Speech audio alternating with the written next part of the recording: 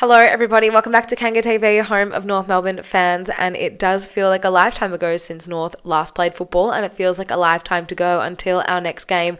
There's been quite a lot of news floating around Arden Street over the past few days, so I thought before we look ahead to our round 18 clash, let's wrap it all up and have a look at what's going on with our beloved North Melbourne this week. Now, I know it feels like a lifetime ago since North Melbourne last played football, but the AFL media have just finished wrapping up the round that was, and round 17 saw North Melbourne celebrate its 100th year in the AFL VFL, and for the most part, the game received a lot of praise from the AFL media. The one criticism the club has copped is the crowd, and potentially the fixturing has a little something to do with that. Just 25,000 people on hand for the historic event, and I think the club's decision to change the fixture last minute, it was meant to be against the Cats on Saturday night in a couple of weeks' time, so to change that so last minute and move it from a Saturday night to a Thursday night, it's not as accessible for a lot of people.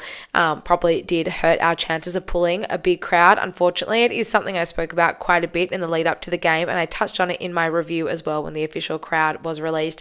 It was disappointing, and I think AFL has such a heavy emphasis still on the in-person fan experience. So given that, and given the effort that the club went to put on a remarkable display, to only have 25,000 people in the house to witness it, I think was a bit of a shame. And I do think, and I hope that we will consider these things moving forward when we are planning, centenary games, or when we're planning any big milestone or celebration games moving forward, that we can take those things into consideration. For those who were there, though, I can speak, I think on behalf of all of us, there weren't too many dry eyes in the stadium. It was quite a moving experience, and just something that, as a North Melbourne person to my core, I personally will remember for the rest of my life, particularly highlighted by that incredible pre-game address by Dennis Pagan. I just love that man. You can see how much this club still means to him, which as a North Melbourne person, like I said, just makes me so happy and so proud. So that's sort of been the wash up from our centenary game. Given the injury list heading into that game and the injuries sustained during the game, I think our competitiveness was fantastic, particularly in the first half. It was probably the hardest game to judge so far for North Melbourne, I think, this season. I think there were some really extreme circumstances, both for and against, that made it quite difficult to assess where we sit, and I think I will save that assessment for this Sunday against the Dees, which is now shaping up to be a mouth-watering contest. If North can manage to bring home the 4 points, we could be sitting as high as 14th on the ladder at the end of round 18. Both St Kilda and Melbourne sit on 20 points, just 2 points ahead of North going into this clash. We obviously take on the Dees at 1 p.m. at the MCG on Sunday, and then a couple of hours later, St Kilda will play the Swans, who are finding form at the right time. And should the Swans be able to get a win over the Saints and North be able to notch up a victory over the Dees, we could see ourselves in 14th by the end of the round, which is absolutely remarkable. I feel like since the Carlton game, we've had a couple of difficult results, and it's been really frustrating for us to not be able to just get another win. I know it was only a few weeks ago that we beat Carlton, but it does feel like we should be further ahead than we actually are. So a win here could be absolutely monumental for a side that has been lingering close to the bottom of the ladder for quite some time. That jump potentially into 14th, I think, should be something that will really motivate us and hopefully really inspire us towards victory. Hopefully we will have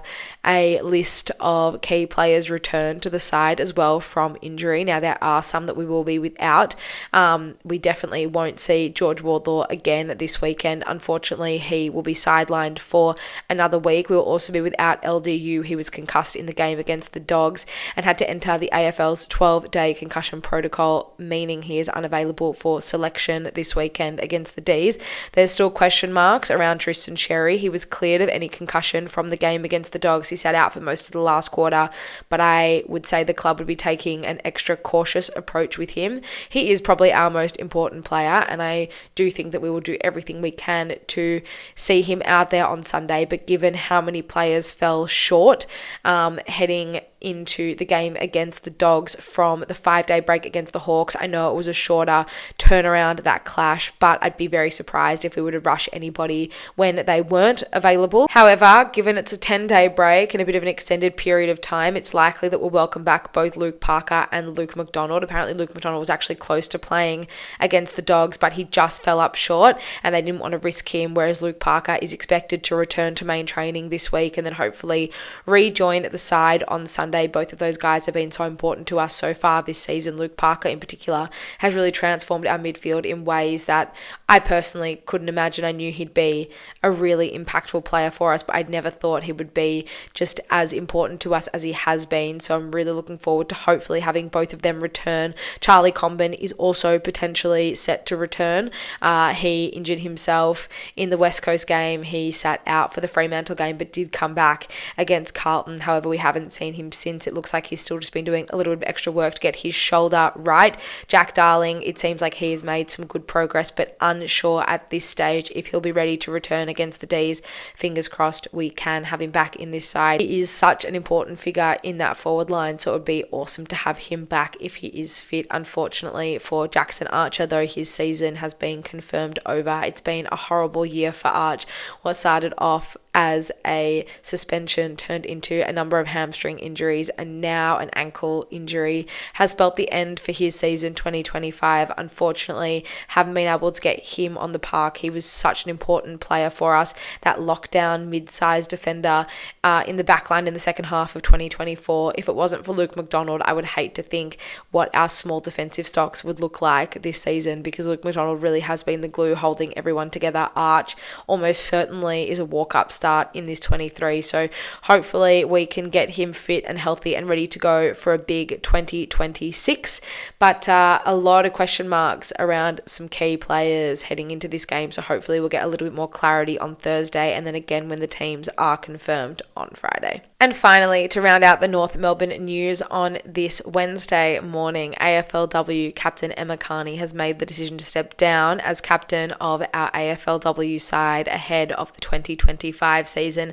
Carnes has been our captain since day one, the inaugural North Melbourne AFLW captain from 2019. She has been such an inspiration to not only her fellow teammates, but all North Melbourne people, from staff to other players and to supporters of both North Melbourne and the wider AFLW community. She's such a well-respected and much-loved figure.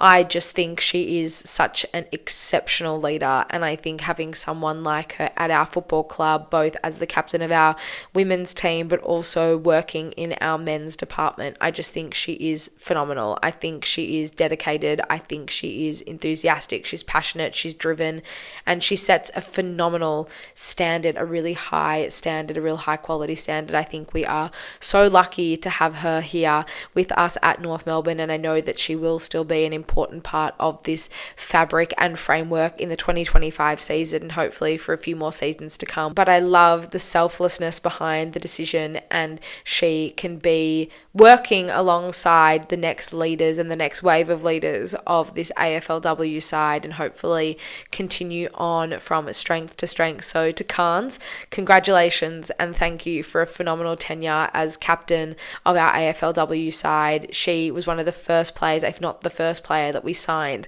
at North Melbourne when our AFLW side was announced. Her unwavering faith and belief in our football club and what it means to be a North Melbourne person just speaks volumes, I think, in everything that she does, and this move included. So I just wanted to take a moment to acknowledge her and the incredible service for both our AFLW side as captain and as a player, and for the wider North Melbourne network and framework. She is an incredible person on and off the field, and I cannot wait to see her running around again in season 2025. Well, guys, that's all from me. Just a very, very quick one for your Wednesday morning. I'll be back later in the week to preview all the action ahead of our round 18 clash against the Dees. It feels like just yesterday that we were celebrating a unbelievable, almost dream-like victory in round 2 against the Dees. Here's hoping we're able to back it up, not just the performance but the result as well. But we'll talk about all of that and more in the preview later this week. Enjoy the rest of your day, and I will be sure to see you all very, very soon. Go Roos.